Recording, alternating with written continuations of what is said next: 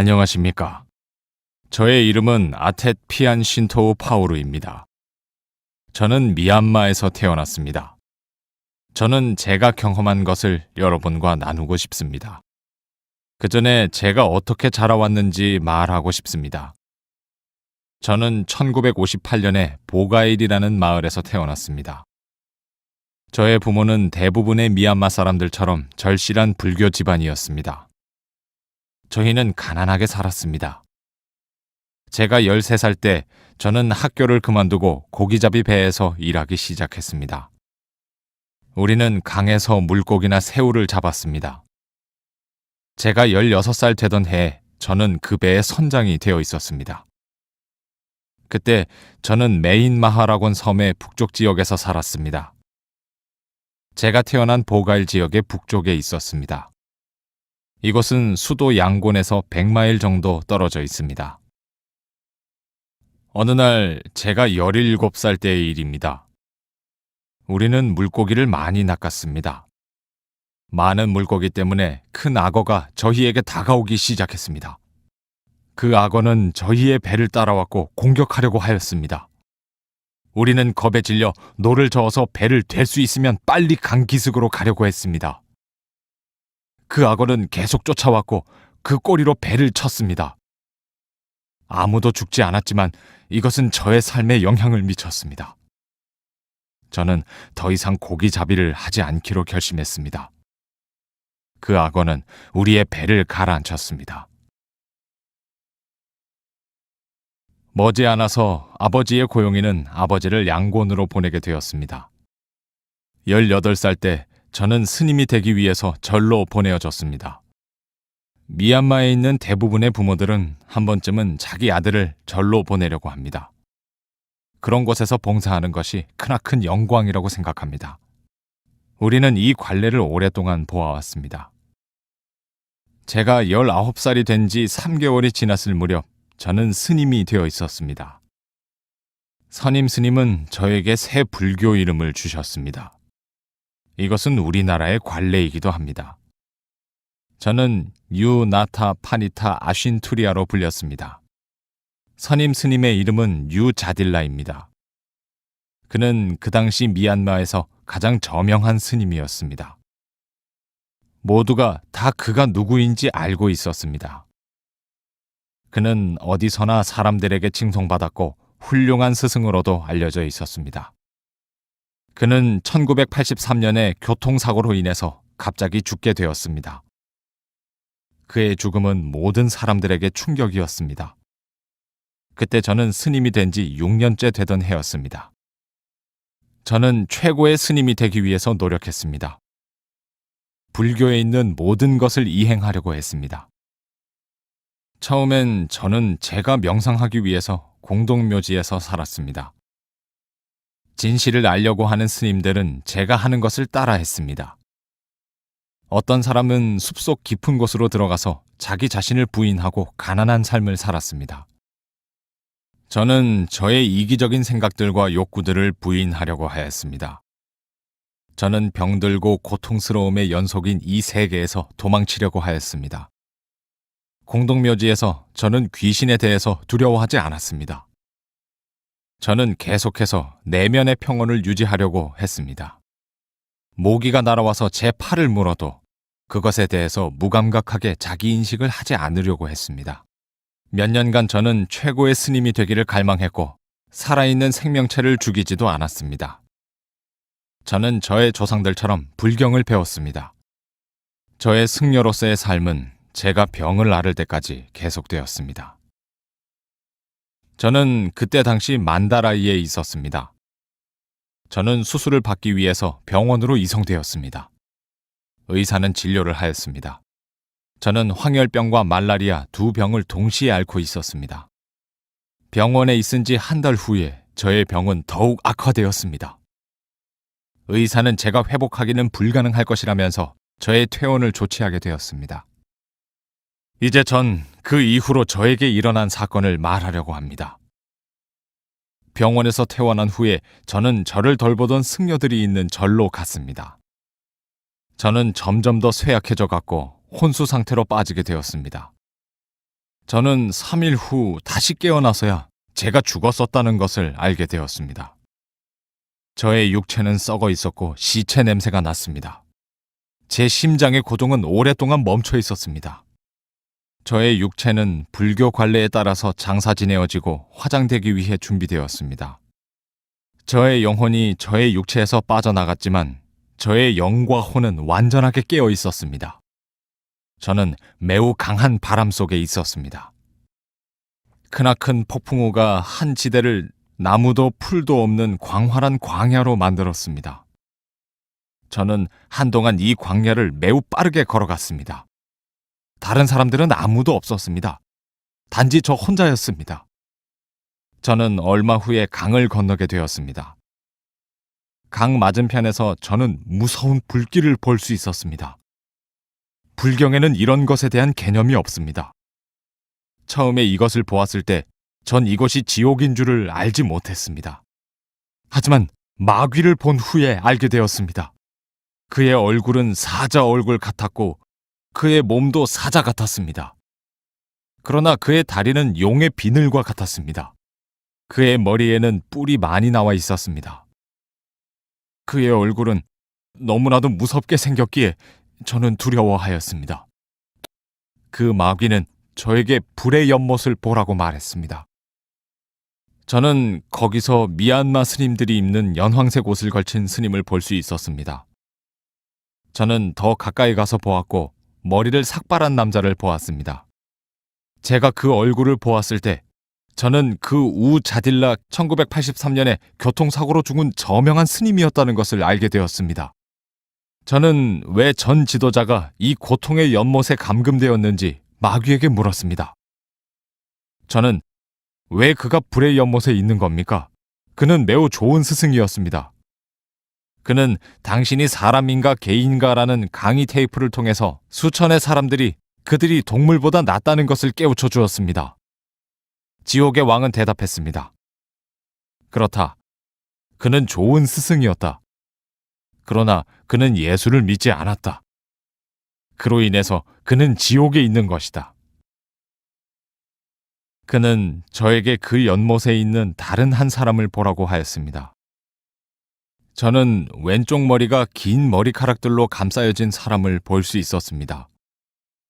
그도 같은 복장을 하고 있었습니다. 저는 마귀에게 그가 누구인지 물었습니다. 그는 제가 섬기던 부처라고 마귀가 말하였습니다. 저는 부처가 지옥에 있다는 게 참을 수가 없었습니다. 저는 반박했습니다. 지옥의 왕은 저에게 답변했습니다. 그가 얼마나 착한지는 상관이 없다. 그는 영원하신 하나님을 믿지 않았기 때문에 여기 있는 거다. 그리고 나는 군복장을 한 다른 사람을 보았습니다. 그의 흉부에는 큰 상처가 있었습니다.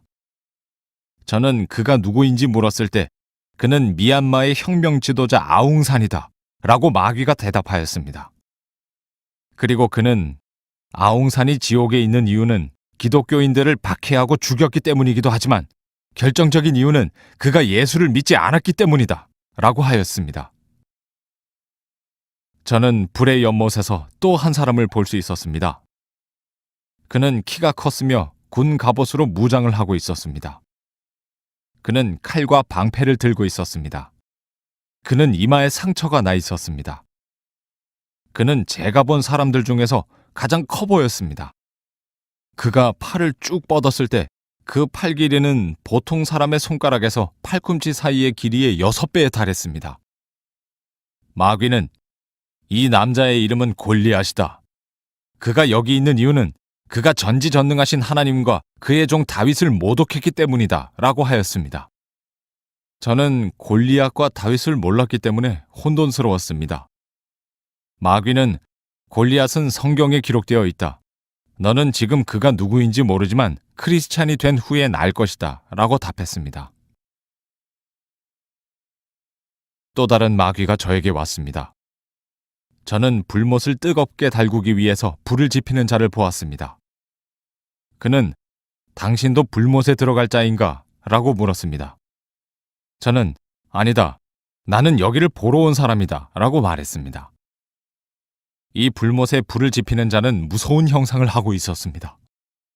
그는 10개의 뿔을 가지고 있었고 그의 손에는 7개의 날을 가진 창을 들고 있었습니다. 그는 저에게 네 말이 맞다. 너는 여기를 보러 온 것이 맞다. 네 이름은 이 목록에 없다. 라고 말했습니다.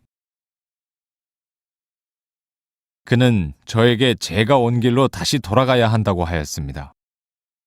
그는 제가 불못에 오기 위해 왔던 황량한 벌판이 있는 곳을 가리켰습니다. 저는 피가 흐르도록 오랜 시간 걸었습니다. 저의 몸은 뜨거웠고 크게 앓고 있었습니다. 3시간 정도 걸은 후에야 저는 넓은 길로 들어서게 되었습니다. 저는 한 이정표가 나타날 때까지 걸었습니다. 한 길은 왼쪽으로 나 있었고 넓은 길이었습니다. 다른 길은 오른쪽으로 나 있었고 좁은 길이었습니다. 분기점엔 편말이 있었습니다. 예수를 믿지 않는 자들은 왼쪽의 넓은 길로 갈 것이요. 예수를 믿는 자들은 오른쪽 길로 갈 것이다. 라고 적혀 있었습니다.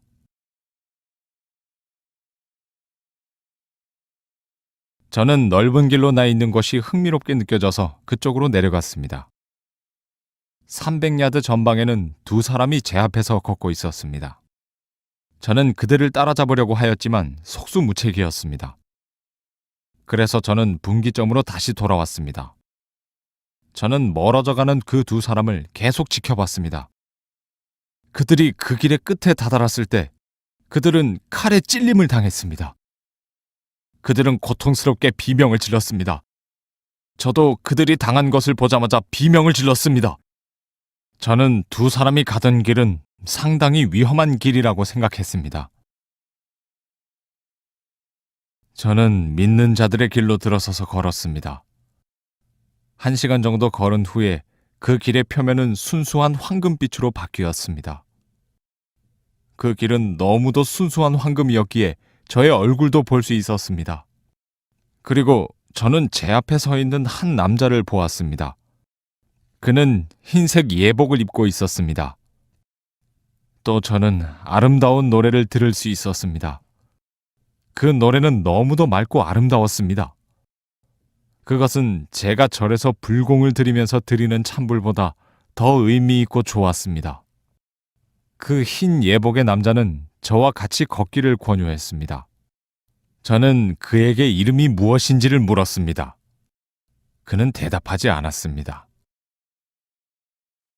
제가 그에게 그의 이름이 무엇이냐고 6번 묻자 그 남자는 대답하였습니다.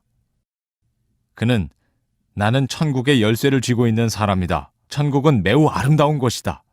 너는 지금 그곳을 갈 수 없다. 하지만 네가 예수를 따른다면 너의 명이 다한 후엔 올 수가 있다라고 하였습니다. 그의 이름은 베드로였습니다. 베드로는 저에게 앉기를 권하였고 그는 우리가 있는 곳의 북쪽을 향하여 가리켰습니다. 베드로가 말했습니다. 북쪽을 보라. 사람을 만드신 하나님을 보라. 저는 멀리서 전지전능하신 하나님을 보았습니다. 하나님은 천사에게 사람을 창조하자라고 말씀하셨습니다. 그 천사는 하나님께 제발 사람을 창조하는 것을 그만두십시오. 그는 죄를 지을 것이며 당신을 슬프게 할 것입니다. 라고 항변하였습니다. 그러나 하나님께서는 사람을 만드셨고 이름을 지어주셨습니다. 하나님께서는 입김을 그에게 부으셨고 그는 살아 움직이게 되었습니다. 하나님은 그를 아담이라고 부르셨습니다. 베드로는 말했습니다. 이제 일어나서 네가 있던 곳으로 돌아가라. 그리고 부처를 믿는 자와 우상을 믿는 자들에게 말하라. 그들에게 그들이 변화받지 않는다면 지옥으로 갈 것이다 라고 전하라. 사원과 우상을 만든 사람들도 지옥에 간다고 전하라. 또한 지옥에 가려고 중들에게 예물을 주는 자들도 중들에게 절하고 그들을 높이는 자들도 지옥에 간다고 전하라. 베드로는 저에게 세상으로 돌아가서 제가 본 것을 증거하라고 하였습니다. 그는 저에게 너는 새 이름을 사용하라. 이제 이후로 너는 부활한 바울이라고 불릴 것이다. 저는 돌아가고 싶지 않았습니다. 저는 천국으로 가고 싶었습니다. 천사들은 책을 펼쳤습니다. 처음엔 저의 어렸을 때의 이름을 찾아보았지만 목록에 있지 않았습니다. 그들은 제가 불교에서 받은 이름을 찾아보았지만 그것 또한 있질 않았습니다. 베드로는 저에게 말했습니다. 너의 이름은 쓰여 있지 않다. 너는 돌아가서 불교인들에게 예수에 대해서 증거하라. 저는 황금길을 따라서 돌아갔습니다. 또다시 저는 아름다운 노래를 들을 수 있었습니다. 베드로는 제가 땅으로 돌아올 때까지 함께 왔습니다. 그는 저에게 하늘에 걸려있는 천국으로 이어지는 사다리를 보여주었습니다. 그 사다리는 땅에 닿진 않고 공중에서 끊겨 있었습니다. 사다리에서 저는 많은 천사들을 볼 수 있었습니다. 하늘로 올라가는 천사도 있었고 땅으로 내려오는 천사도 있었습니다. 그들은 매우 바빴습니다. 저는 베드로에게 그들이 누구인지 물었습니다. 베드로는 그들은 하나님의 메신저다. 그들은 예수를 믿는 사람과 그렇지 않은 사람들의 이름을 하나님께 올리고 있다. 라고 하였습니다. 베드로는 저에게 이제 가야 할 시간이라고 하였습니다. 그 후에 제가 들을 수 있었던 것은 우는 소리였습니다. 저는 제 어머니가 우시는 소리를 듣고 있었습니다. 얘야, 어째서 네가 우리를 버리고 이렇게 떠날 수 있단 말이냐? 저는 많은 사람들이 울고 있었다는 것을 알 수 있었습니다. 저는 제가 관에 눕혀져 있는 걸 알 수 있었습니다. 저는 움직이기 시작했습니다. 관 옆에 있었던 아버지와 어머니는 경악하여 소리치기 시작하였습니다. 그가 살아났다! 그가 살아났어! 멀리 떨어져 있던 사람들은 부모님 말을 믿지 않았습니다. 저는 제 손으로 관을 붙잡고 똑바로 앉았습니다. 많은 사람들이 공포에 질려 있었습니다. 그들은 소리 질렀습니다. 귀신이다! 그리고 재빨리 도망쳤습니다. 거기에 남은 사람들은 말을 잃었고 무서워 떨고 있었습니다. 저는 이상한 냄새나는 액체에 제가 앉아 있었다는 것을 알 수 있었습니다. 그 액체는 제가 관에 있을 때 저의 위와 몸속에서 흘러나온 것이었습니다. 이것 때문에 사람들은 제가 진짜로 죽은 것으로 알고 있었습니다. 관 안에는 나무에 부착된 플라스틱 판이 있었습니다. 그것은 저처럼 시체에서 농이 흘러나오는 것을 받아두기 위해서 있었던 것이었습니다. 저는 나중에 불길에 태워지기 일보 직전이었다는 것을 알게 되었습니다. 미얀마에서는 죽은 자를 관에 두고 밀폐시킨 다음 태웁니다. 제가 다시 돌아왔을 때 저의 부모님은 화장되기 직전에 다시 한번 저의 육신을 보려고 관 옆으로 가까이 왔습니다. 하마터면 저는 관과 함께 태워질 뻔했습니다. 저는 즉시 제가 보고 들은 것들을 이야기하였습니다. 사람들은 놀랐습니다. 저는 불못에 있던 사람들에 대해서 이야기하였습니다. 저는 기독교인들만이 진리를 알고 있으며 저의 조상들은 수천 년 동안 속아왔다고 말했습니다. 저는 우리가 믿었던 모든 것이 거짓이라고 말했습니다.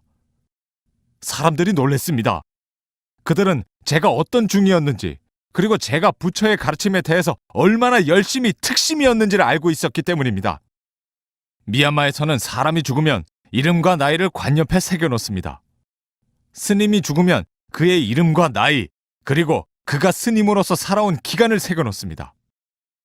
저는 이미 죽었다고 기록되어 있지만 저는 지금 살아있습니다.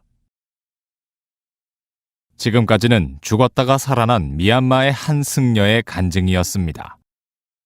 버마의 목사들은 그가 수백 명의 스님들을 예수께 돌아오게 했다고 했습니다.